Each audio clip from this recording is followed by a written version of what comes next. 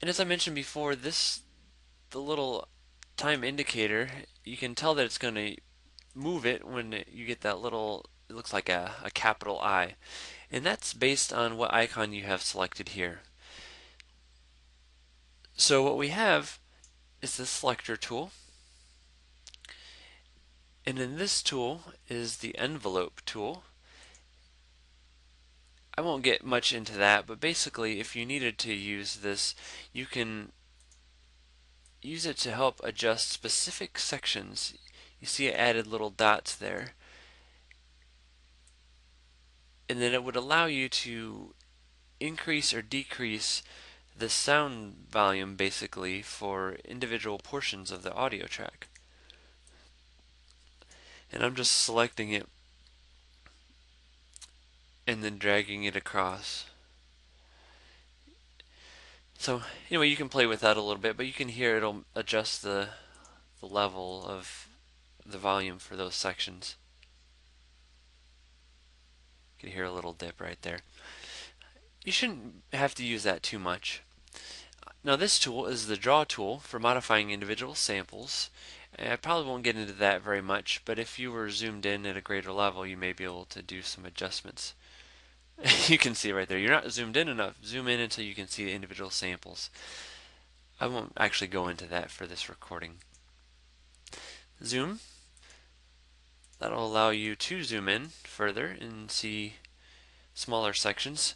And this will become more important when you're recording longer segments. If you've done 10, 15 minutes and you just wanted to focus in on one small section to delete a small portion out or whatever you may be doing, that will become more important to you.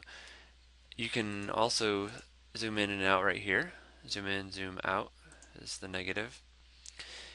If I had zoomed way in and I wanted to show the whole track, I can click this button, and no matter how far in I was or how many tracks I may have down here, this will show everything within the full left to right width of the window.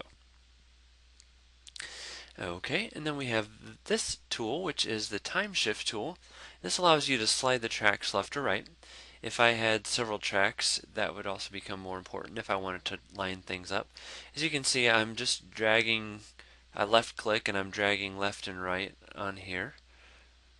I'm just gonna, actually I'm gonna undo that so it's right back in place. And then this tool is your multi-tool, and it's supposed to let you access all the different tools at once depending on the location of the mouse and the keys you're holding down at the time. For starting, you might want to just go ahead and stick with the main tools, but it's certainly something you can play with. Your main selection tool is going to be when you're just, you know, skimming over the track.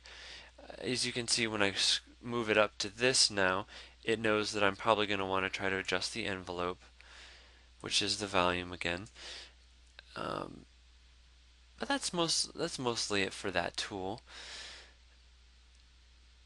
This is where you could adjust your mic input levels. This is where you can adjust the output volume.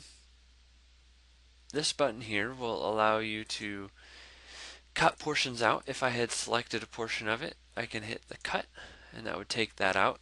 But it's not just deleting it, it's actually copying it but also taking it out. So if I wanted to say that part right there and I wanted to put it in here, then I would be able to paste it. This is the paste icon here, and you can see it put it in there. I can listen to that real quick.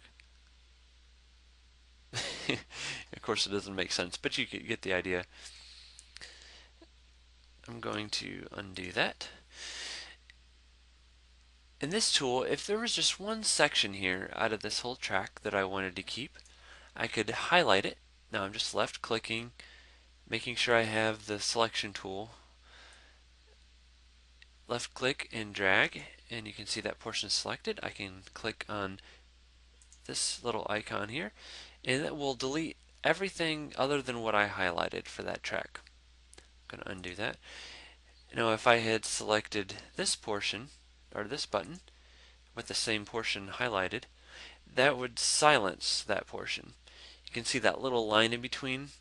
That's basically what happens. It takes all those waveforms and crushes them all the way down until there's nothing there. So if there was a small section in there that you knew you didn't want it, but you wanted to keep the same time frame in there, you could just select it, hit that, and it will quiet that out for you. Or if you just had a little noise, sometimes you might have an or an or maybe you accidentally tapped your microphone or something and you would see that in there. You could just silence that real quick.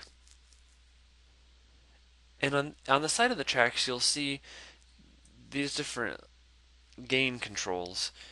Basically, this is just what you hear. This won't adjust the actual volume of the audio. So let me repeat that. That will not adjust the actual volume of the audio when you save it, but it's just for when you're listening to it. It'll increase the volume for you. And then as far as the left and right, this will just pan it left and right for playback as well. That's something I've never really used, and I doubt that you would really need to do that either. So that's just a quick overview of the basic tools and just a little bit of basic editing for Audacity. In the next video, I'll go over what you need to do to export your audio file and save it out as a file that you would be able to use for playback and to upload to websites.